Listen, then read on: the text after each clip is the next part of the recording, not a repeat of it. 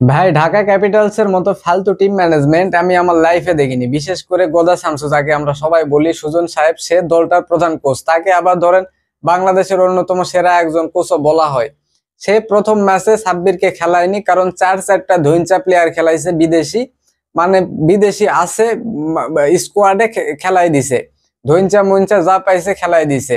ওকে, ঠিক আছে, প্রথম ম্যাচ হারলো। দ্বিতীয় ম্যাচে যে এই একাদশে পরিবর্তন আসবে এইটা স্বাভাবিক। দ্বিতীয় ম্যাচে পরিবর্তন আসছেও, তিনটা পরিবর্তন করছে, সেখানেও সাব্বিরের জায়গা হয়নি। মানে সাব্বিরের যারা ফ্যান আছে, সাব্বিরের খেলা দেখার জন্য অপেক্ষা করতেছে।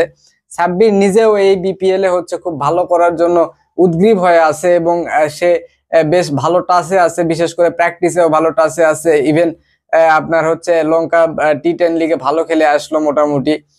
সেই প্লেয়ারটাকে সুযোগ দেওয়া হচ্ছে না। অথচ এই টিমেই ধরেন শাহাদাত হোসেন দীপু যে 50 করছে, ভাই তার আমি দোষ দিচ্ছি না।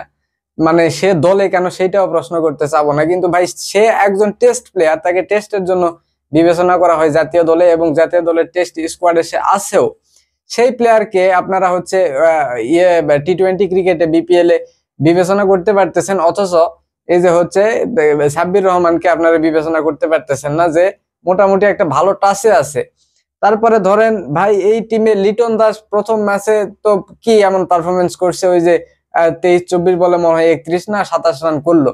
ও টি20 ক্রিকেটে এই ধরনের পিচে মাত্র 110-15 স্ট্রাইক রেটে ব্যাটিং করছে, আহামরি কিছু করে নাই। দ্বিতীয় ম্যাচেও 5টা বল খেলে একটা ডাক মারছে ভাই। মানে একটা প্লেয়ার জাতীয় দল থেকে শুরু করে যেখানে যাচ্ছে সেখানে ডাক একের পর এক মারতেই আছে ভাই। তাকে কি খেলানোই লাগবে? তাকে বসায় রেখে এই সাব্বিরকে খেলানো যাইতো না? ভাই সাব্বির টি20 ক্রিকেটে ওপেনও করতে পারে, ওয়ান ডাউনে খেলতে পারে, 3-4 বলেন সব জায়গায় খেলতে পারে। কারণ বাংলাদেশের ক্রিকেটারদের সাথে সব সময় এরকম হয়, তারা মানে জাতীয় দলে গেলেও যখন যাকে খুশি যেখানে ইচ্ছা নামায় অভ্যস্ত। ভাই লিটন দাসকে মানে কি কি হিসেবে নেন আপনারা, আমি বুঝি না। সে উইকেট কিপার হিসেবে থাকবে? মানে উইকেট কিপার কি এই স্কোয়াড আর একটাও নাই? আচ্ছা থাক, খেলুক, বাদ দিলাম। তারপরে ধরেন এই যে বিদেশি এক ধৈঞ্চা চতুরাঙ্গা ডি সিলভা, সে ধরেন তাদের যেই লঙ্কা লিগ হয়, কি বলে এলপিএল হয়, লঙ্কা প্রিমিয়ার লিগ, সেখানেও ঠিক মতো দলে জায়গা পায় না। দলে যদি থাকেও তাহলে একাদশে জায়গা পায় না। সেই রকম প্লেয়ারকে এনে ম্যাচের পর ম্যাচ খেলানো হচ্ছে।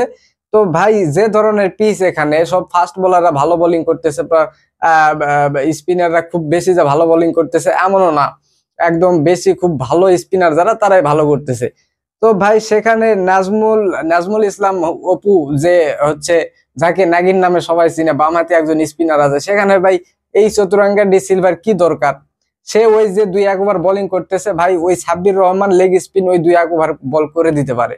প্লাস চতুরাঙ্গা ডি সিলভার থেকে অনেক ভালো মানের ব্যাটিং আমাদের সাব্বির রহমান।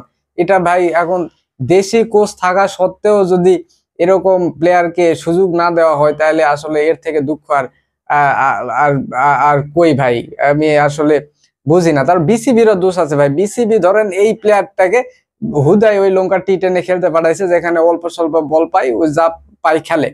এই প্লেয়ার যদি এই যে এনসিএলটা হলো সেখানে যদি খেলতো, তাইলে ভাই এখানে যদি ভালো করতো, বেশ আরো বেশি নজরে থাকতো।